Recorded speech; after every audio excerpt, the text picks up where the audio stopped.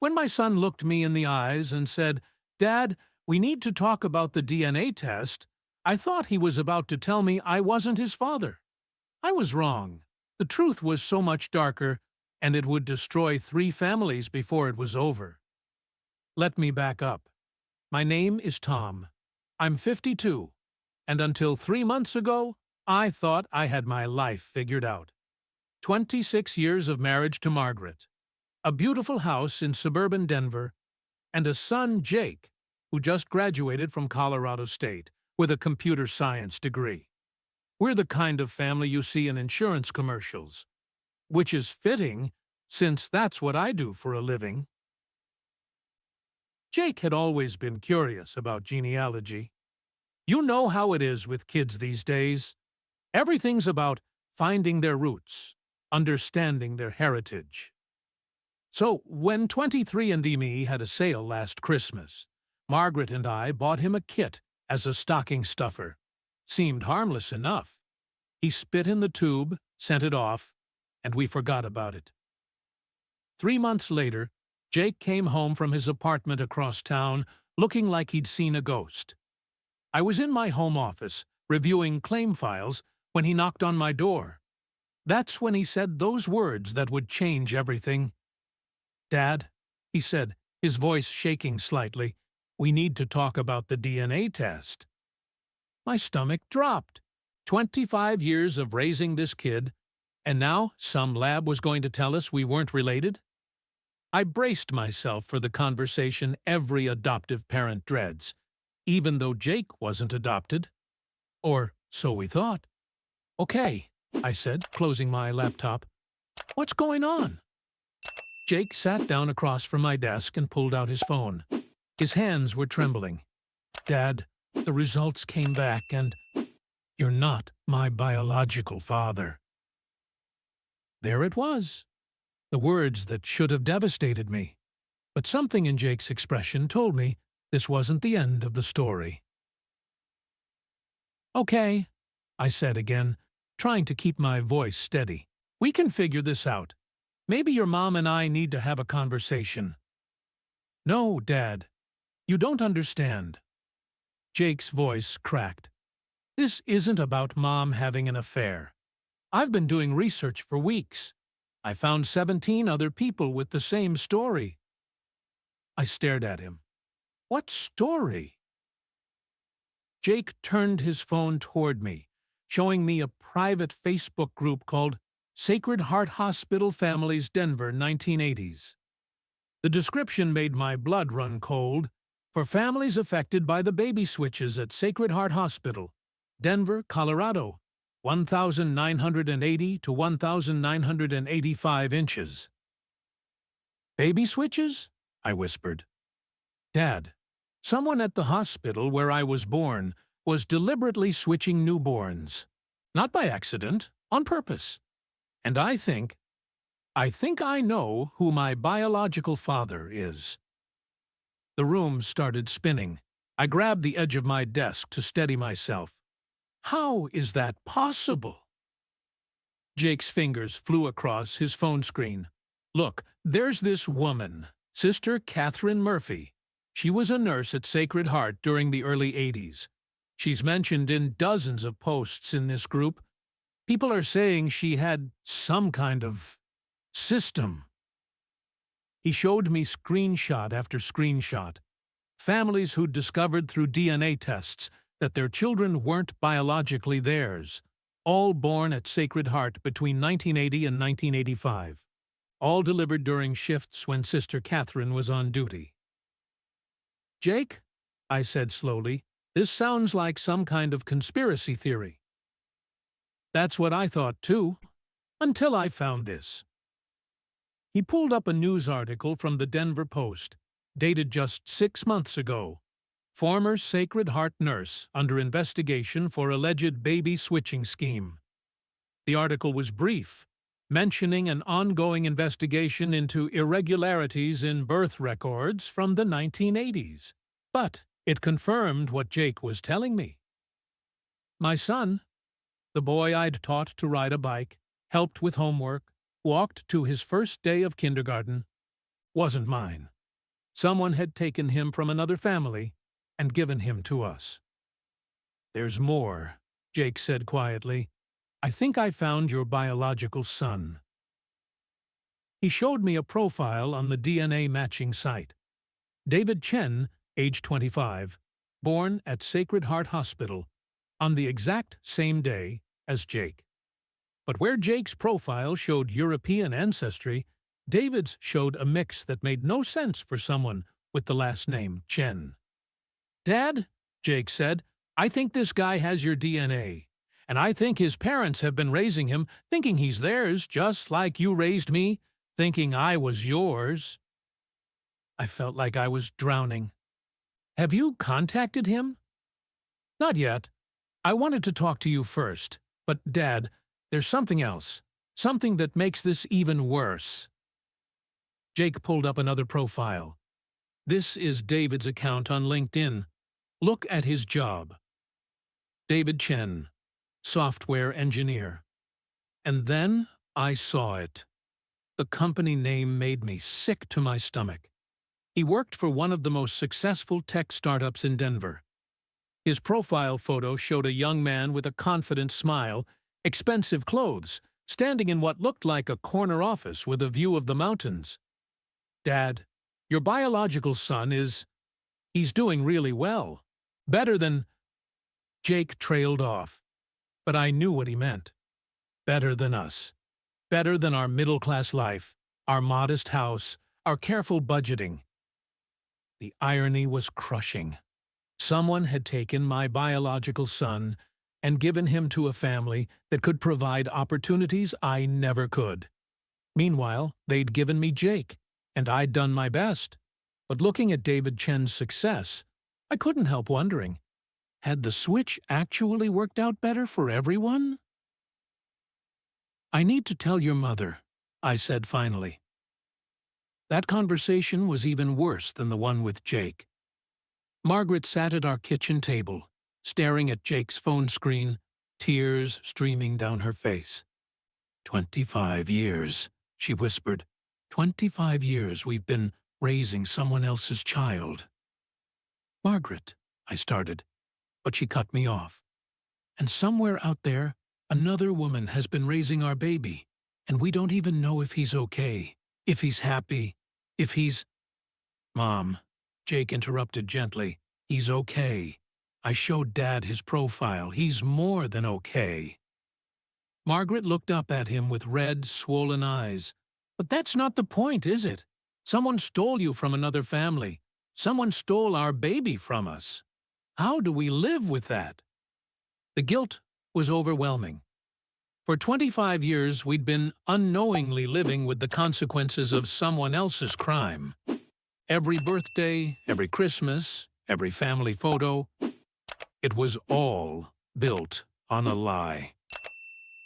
Over the next few days, I couldn't focus on anything. I kept staring at David Chen's photos online, looking for traces of myself in his face. And I found them. The shape of his eyes, the way he smiled, even his posture in photographs. It was like looking at a version of myself that had grown up with different opportunities.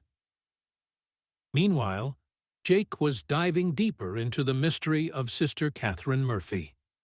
He'd connected with other families in the Facebook group, and the stories they were sharing were horrifying. "Dad, listen to this," Jake said one evening, reading from his laptop. "This woman, Sarah Martinez, she found out her son isn't hers through a DNA test. She reached out to the biological mother and get this. Sister Catherine had written in the birth records that the biological mother was unfit due to financial circumstances. She was 17, unmarried, working minimum wage. So Sister Catherine decided her baby would be better off with the Martinez family, who were older, married, stable." "That's playing God," I said. "It gets worse. This other family, the Johnsons, they found out their daughter isn't theirs. Turns out Sister Catherine thought the biological parents were too young to raise a child properly. She was 22, he was 24, but they were college students. So she gave their baby to the Johnsons, who were in their 30s with established careers. I felt sick. So she was making decisions about who deserved which babies? That's exactly what she was doing. And Dad, I think I know why she gave me to you guys. Jake pulled up more information he'd gathered. I found some records about my biological father. His name is Michael Chen. When I was born, he was 23, just graduated from college but unemployed. His wife Lee was 21, working part-time while finishing her nursing degree. They were struggling financially. And us? You were 30, already established in your career. Mom was 28, had her teaching degree. You owned a house. You were stable. The picture was becoming clearer, and it made me feel nauseous. Sister Catherine had looked at two families and decided we were more deserving of their baby than they were. She'd played judge and jury with people's lives, and she'd been doing it for years. Jake, I said slowly, we need to find her. It took 2 weeks of investigation, but we tracked down Sister Catherine Murphy to Sunrise Manor, an assisted living facility on the outskirts of Denver. She was 78 years old, retired from nursing for over 20 years, and according to the staff, she rarely had visitors. Jake and I drove out there on a Saturday morning. I'd rehearsed what I wanted to say 100 times, but when we walked into the common room and saw her, all my words disappeared. She was small, probably barely 5 feet tall, sitting in a wheelchair by the window doing a crossword puzzle. Her hair was completely white, her hands spotted with age, and she looked so frail that it was hard to believe this tiny woman had single-handedly destroyed so many families. "Sister Catherine?" I said, approaching her chair. She looked up at me with sharp blue eyes that seemed far too alert for someone her age. "I'm not sister anymore, young man. Haven't been for 30 years. Just Catherine now." "My name is Tom Bradley. This is my son, Jake. We'd like to talk to you about Sacred Heart Hospital." Something flickered across her face. Recognition? Fear? It was gone so quickly I couldn't be sure. "I don't know what you're talking about," she said, returning to her puzzle. Jake pulled out his phone and showed her the Facebook group. "Catherine, we know what you did. We know about the babies you switched. We just want to understand why." For a long moment, she stared at the screen. Then she set down her pencil and folded her hands in her lap. "Sit down," she said quietly. We pulled up chairs across from her. The common room was mostly empty, just a few other residents watching television on the other side of the room. "How did you find out?" she asked. "DNA testing," Jake said. "Turns out I'm not my father's biological son." Catherine nodded slowly. I wondered when that would start happening, when science would catch up to what I did. She looked directly at me. "You want to know why?" "Yes," I said, my voice barely above a whisper. "Because God doesn't always make the right choices," she said simply. "I spent 15 years working in that maternity ward, watching babies go home with parents who couldn't provide for them, while other couples who could give them everything walked away empty-handed because they couldn't conceive." "So you decided to fix that," Jake said. It wasn't a question. "I corrected mistakes," Catherine said firmly. "I gave children better lives than they would have had otherwise." "You stole babies from their families," I said, anger rising in my voice. "Or I rescued them," she shot back. "Do you know what would have happened to your boy if he'd gone home with his biological parents?" Michael Chen was unemployed.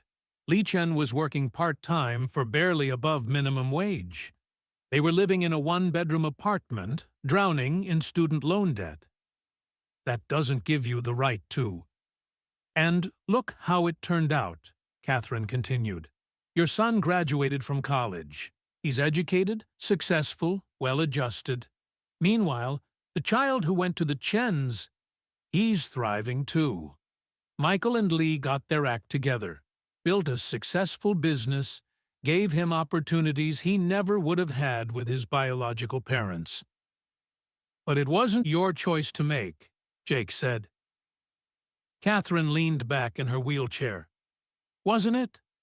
I was the one in that room when those babies were born. I was the one who saw which families could provide and which ones couldn't. I was the one who had the power to make sure children went to homes where they'd be loved and cared for properly.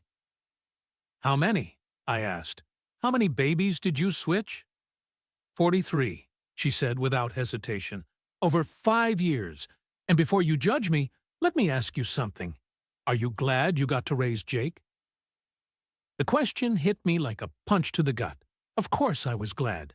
Jake is, my son in every way that matters. I couldn't imagine my life without him. That's not the point, I managed. Isn't it? You gave that boy a good life. You were a better father to him than Michael Chen would have been at 23. And Michael Chen became a better father to his son because he had 5 more years to mature and get established. You destroyed families, I said. I created families, she corrected. I created your family. I created the Chen family. I created 41 other families who are living better lives because of the choices I made. Zut. Jake leaned forward. But what about the pain you caused? The lies we've all been living? For the first time, Catherine's composure cracked slightly. Every choice has consequences. I chose to prioritize the children's futures over their biological connections. Maybe that was wrong. Maybe it wasn't. But every single one of those babies grew up in loving homes with parents who could provide for them. How did you choose? I asked. How did you decide who got which baby? Catherine was quiet for a long moment. Financial stability was important. Age and maturity. Marriage status. But mostly, it was instinct. I could tell which parents would rise to the occasion and which ones would struggle. And you never doubted yourself? Never wondered if you were making mistakes? Every day, she admitted. But doubt doesn't change the past. And I still believe I did more good than harm. We sat in silence for several minutes. Finally, Jake spoke up. Do you know what happened to all of them? All the families you affected? I kept track for a while, Catherine said, as long as I could. Most of them turned out well. The children grew up healthy and successful. The parents who raised them loved them deeply. The biological parents, most of them went on to have other children when they were more prepared. But some didn't, I said. Some didn't, she agreed. There were a few cases where things didn't work out as I'd hoped. Children who struggled despite being placed in stable homes. Biological parents who never had other children and spent years grieving the loss of their babies without knowing why. Do you regret it? Jake asked. Catherine looked out the window for a long time. I regret the pain I caused. I regret the lies that had to be maintained. But I don't regret giving children better opportunities than they would have had otherwise. We left the assisted living facility with more questions than answers. Catherine Murphy wasn't the monster I'd expected her to be. She was just a woman who'd made impossible choices based on her own flawed understanding of what was best for children. But that didn't make what she'd done right. The drive home was quiet. Finally, Jake broke the silence. Dad, what do we do now? I'd been dreading this conversation. What do you want to do? I want to contact the Chens, both of them, Michael and Lee and David. I want to know my biological parents, and I want you to meet your biological son. My chest tightened. Jake, what if What if David doesn't want to meet me? What if his parents don't want him to know the truth? Then we respect that. But don't we owe it to everyone involved to at least give them the choice? He was right, of course. We'd spent weeks living with this knowledge, while the Chen family had no idea their world was about to be turned upside down. That night, Jake drafted an email to David Chen. We must have rewritten it 20 times before we finally sent it. Hi, David. My name is Jake Bradley, and this might be the strangest email you've ever received. I recently took a DNA test that revealed some unexpected information about my family history. Based on the results, I believe we may have been switched at birth at Sacred Heart Hospital in Denver in 1998. I know this sounds impossible, but I've been in contact with other families who have similar stories from that time period. If you're willing, I'd like to talk to you about this. I understand this is probably shocking and confusing, and you don't know me, but I think we might be able to help each other understand what happened to our families. We sent it on a Tuesday evening. David responded within 6 hours. Jake, I have to admit, your email made me think you were either crazy or trying to scam me somehow. But I did some research, and I found that Facebook group you mentioned. I also looked at your DNA profile, and this is going to sound weird, but I think you might be right. Can we talk on the phone? That phone call lasted 3 hours. David was incredible, intelligent, articulate, funny, and surprisingly calm about the whole situation. He told us that he'd always known he looked different from his parents, but had never questioned it deeply. His parents, Michael and Lee, had built a successful import business and had given him every opportunity imaginable. The thing is, David said during that first conversation, I love my parents completely. They're amazing people who sacrificed everything for me. But I've always felt like something was missing, you know? Like there was a piece of my identity I couldn't access. I know exactly what you mean, Jake said. Would you and your father be willing to meet my parents and me? I think they deserve to know the truth. And honestly, I'm curious to meet the man who might be my biological father. And so, 3 weeks after that first DNA conversation, Margaret, Jake, and I found ourselves sitting in the living room of a beautiful house in Cherry Hills Village, staring across a coffee table at Michael and Lee Chen, and the young man who was genetically my son, but had never called me Dad. The resemblance between David and me was undeniable. Same height, same build, same mannerisms, but the resemblance between Jake and Michael was even more striking. It was like looking at alternate versions of ourselves. Lee Chen was crying before we even introduced ourselves properly. I always wondered, she said through her tears. He never looked like either of us, and the doctors said that was normal, that genetics could be surprising, but I always wondered. Michael was quieter, more reserved. He kept staring at Jake with an expression I couldn't read.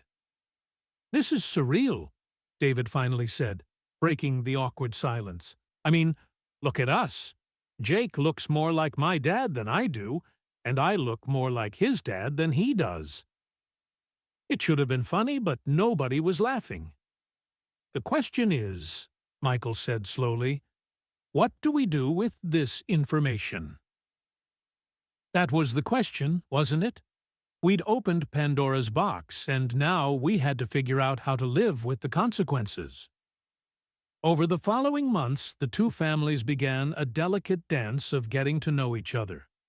It was awkward and emotional, and sometimes painful.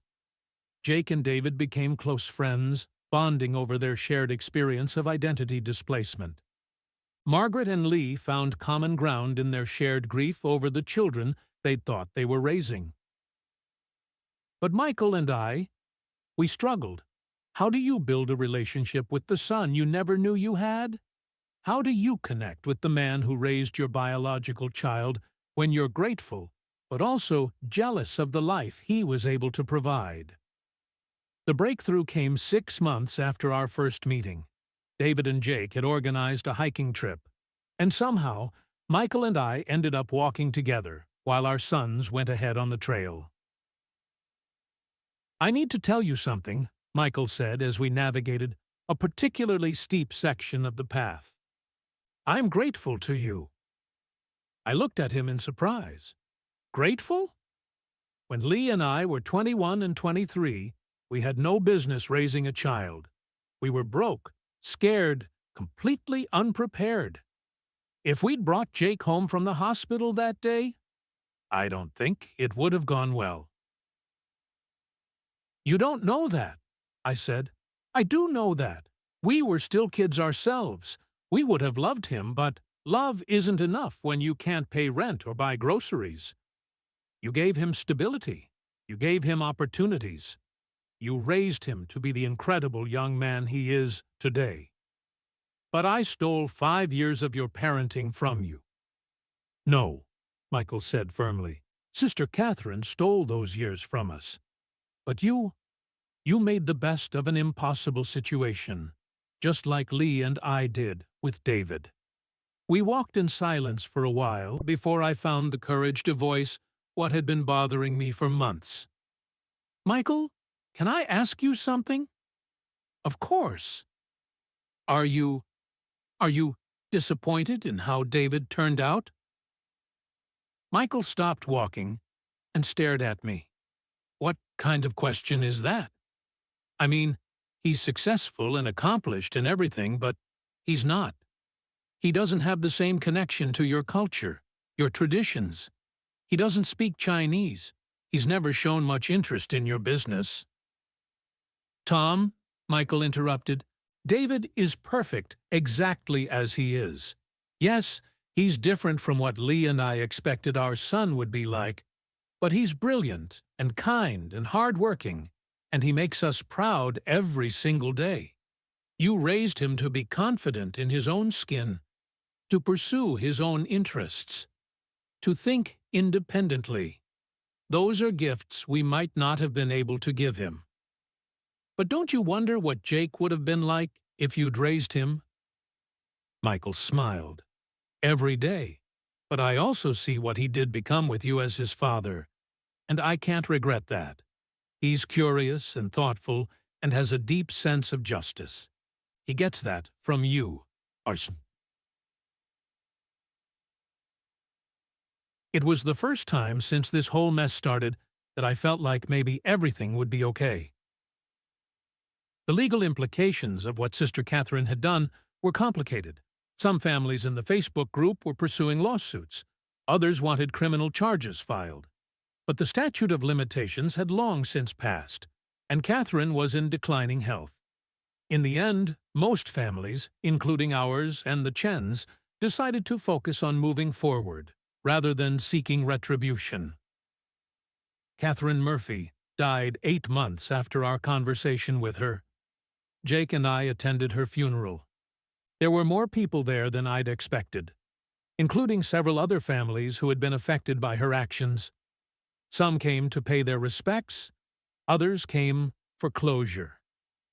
During the service, Catherine's niece read a letter that Catherine had written to be shared after her death.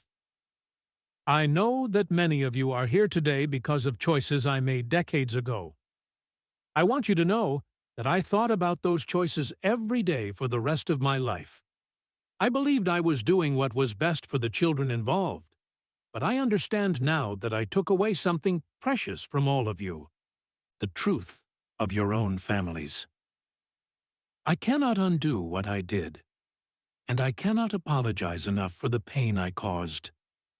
But I hope you can find some peace in knowing that every child I placed went to a family that loved them completely. That was always my intention, even if my methods were wrong. To the parents who raised children they didn't know weren't biologically theirs, thank you for loving them anyway. To the parents who wondered what happened to the babies they lost, I'm sorry I took that choice away from you. To the children who are now adults discovering the truth about their origins. You are not defined by the circumstances of your birth, but by the love that raised you.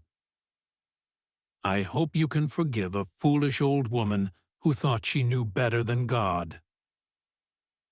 As we left the cemetery, Jake and I walked slowly toward our car.